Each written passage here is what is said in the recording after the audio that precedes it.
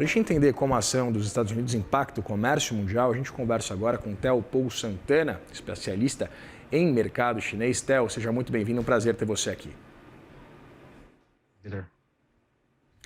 Theo, queria começar entendendo essa participação, mesmo que pequena, do petróleo venezuelano na China. A gente sabe que 80% de todo o petróleo hoje produzido pela Venezuela era exportado para a China, mas eu queria entender a importância desse petróleo em território chinês para a atividade econômica da China e, evidentemente, se o Brasil, por exemplo, ou outros países do Oriente Médio, eles podem compensar essa ausência de embarques de petróleo venezuelano para lá.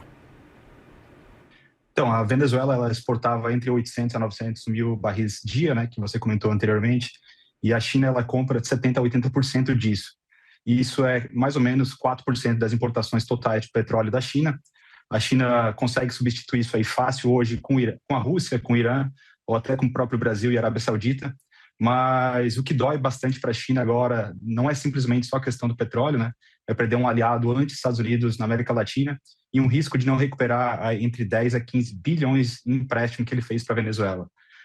E também toda a questão da China em si, né? De não conseguir recuperar todo esse investimento que fez, mas o petróleo em si para a China é um número muito pequeno, então só 4%, isso, querendo ou não vai influenciar tanto e eles conseguem, querendo ou não, substituir com outros parceiros que eles já têm atualmente. Então, a gente não tem um risco para o nível de atividade econômica da China hoje, dado esse cenário de restrição dessas exportações de petróleo venezuelano, certo?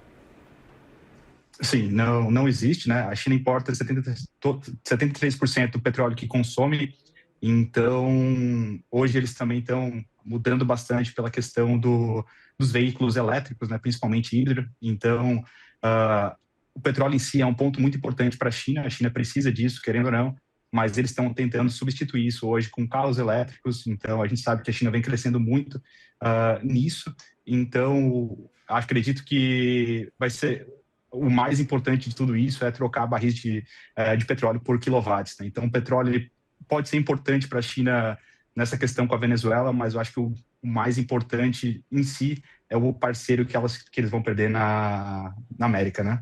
E como é que o Brasil se posiciona exatamente em meio a essas discussões? Porque a gente sabe que a China é o maior parceiro comercial do país, evidentemente um parceiro que não é um amigo, amigos, negócios à parte. A gente acompanhou essa taxação de 55%, né, de uma alíquota de 55% sobre aquele excedente das cotas de carne bovina exportada para lá, evidentemente uma medida que afeta o Brasil. Pensando exatamente no mercado de petróleo, com a nossa produção diária sendo de cerca de 4 milhões de barris, né, por dia. Eu queria entender como é que o Brasil se posiciona nesse novo tabuleiro, principalmente pensando no mercado de petróleo, com a estrutura que a gente tem aqui, dadas as operações da Petrobras. O Brasil é um grande parceiro comercial para a China, né? Se a gente levantar números de importações, a gente tem 116 bilhões de exportações chinesas para o Brasil e 72 bilhões aí do Brasil. Então tem um superávit com a China raro no mundo. A gente exporta mais do que realmente importa. E o Brasil, querendo ou não, as exportações do Brasil no mundo para a China cresceram muito nos últimos 20 anos. Então, as exportações do Brasil para a China cresceram, em média, 15% ao ano nos últimos 20 anos. Então, a gente tem um volume importante aí e a gente tem que saber que a China é um grande parceiro comercial para o Brasil, né? E o mais importante mesmo é a questão da confiança, né? Os chineses, eles levam isso muito a sério, entregam o que promete, ou seja, a gente trabalha com soja, com carne, com minérios, principalmente, diferente de outros países que às vezes acabam prometendo muito para a China e não acabam entregando. Então, tudo que o Brasil ele promete, normalmente ele acaba entregando. Né? Então, ele não entra nessa questão também de conflitos que a gente está vendo geopolítico direto. Então, a gente tem muitos fornecedores hoje do Brasil e diferente do que vem acontecendo aí. Né? Mas também, além das exportações, existe bastante investimento chinês dentro do próprio Brasil. A gente está falando em torno de 27 bilhões de reais anunciados aí para 2025 na parte de agricultura, mineração, energia e infraestrutura. Então, o Brasil não é simplesmente só um aliado ideológico, não. Ele é um parceiro que entrega e realmente que quer trabalhar com a China durante os próximos meses, aí, os próximos anos. Então, isso é um ponto bem importante que a gente tem que levar em consideração.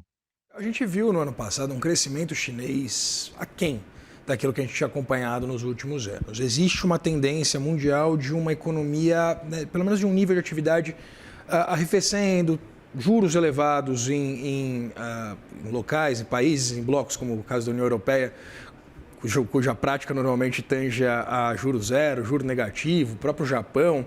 Eu queria entender, dado esse cenário de um nível de atividade mais baixo, o crescimento chinês também arrefecendo, eu queria entender essa dependência. Você citou também essa eletrificação da economia. Eu queria entender a dependência hoje da China em relação ao petróleo e, evidentemente, toda essa conjuntura que, evidentemente, também dialoga com a produção de petróleo dos países membros da OPEP e dessa relação com China, com Rússia, ali no Oriente.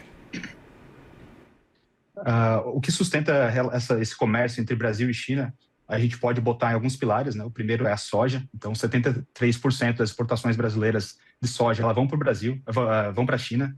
Então, isso é um ponto muito importante. No primeiro trimestre de 2025, a gente teve números de 6 bilhões, aí, um recorde que bateu aí nessa questão no primeiro trimestre. E depois a gente tem a carne, que é 46% da carne bovina, hoje ela é exportada vai para a China, né? Então é um outro dado que a gente tem que é super importante, que sustenta esse comércio Brasil e China.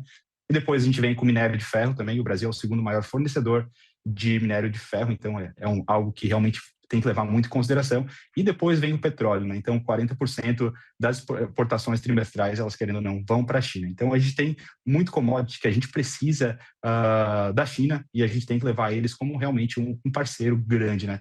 Lá, depois de todos esses commodities, depois vem os manufaturados, que eles vêm crescendo bastante. Então, a questão é que os commodities, eles são a base de tudo desse comércio, dessa parceria entre os dois países, mas a gente consegue perceber também que a questão dos manufaturados, eles e também começam a aparecer bastante nesse comércio entre Brasil e China.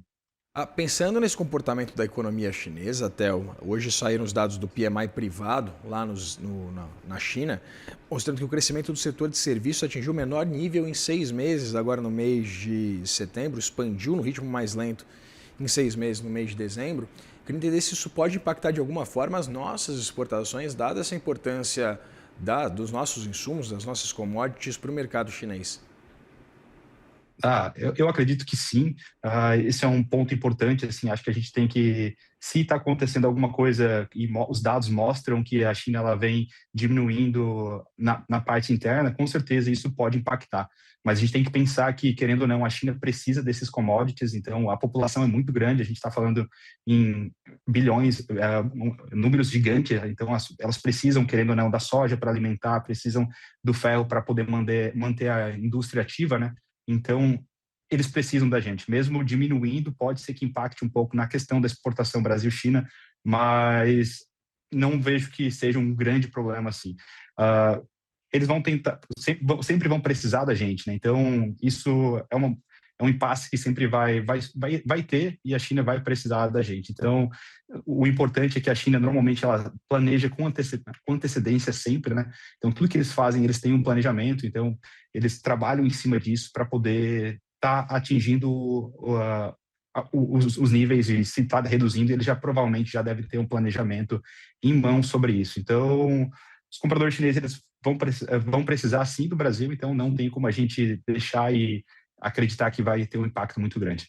Theo, a gente acompanhou, né, os principais contratos de petróleo ao longo de 2025 se desvalorizando entre 15% e 20%, né, o WTI e o Brent.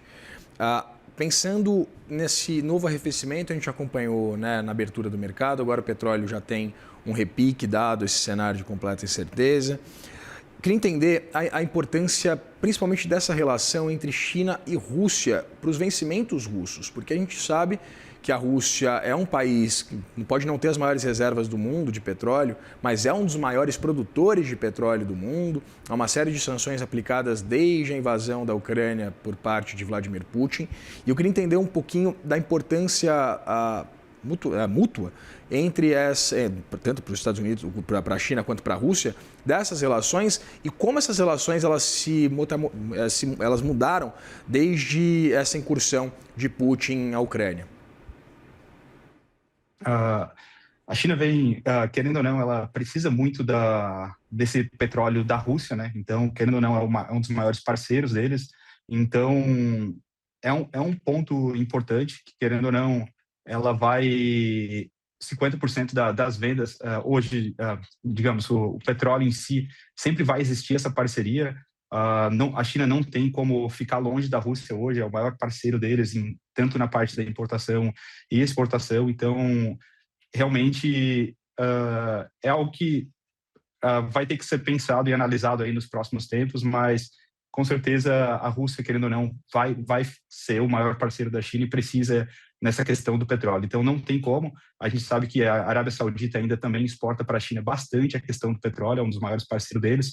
E também a Arábia Saudita é o maior parceiro comercial hoje dos Estados Unidos na questão do petróleo, né? Então sempre ela vai ter um alinhar. A China sempre pensa, vamos sempre trabalhar com dois braços, né? Então ela tem a Arábia Saudita que ela compra petróleo, querendo ou não, e no outro lado ela também tem a Rússia. Então, caso bem acontecer alguma coisa, ela joga nos dois lados. Ela precisa do petróleo, querendo ou não, para continuar mantendo a indústria funcionando dentro do país. Então, ela vai continuar jogando com a Rússia, como também vai continuar jogando com a Arábia Saudita e outros países para poder continuar trazendo esse petróleo para dentro da China, né? Conversei com o Theo Paul Santana, especialista em mercado chinês. Theo, muito obrigado pela disponibilidade de conversar com a gente. Muito obrigado, Vitor. Agradeço e estou à disposição.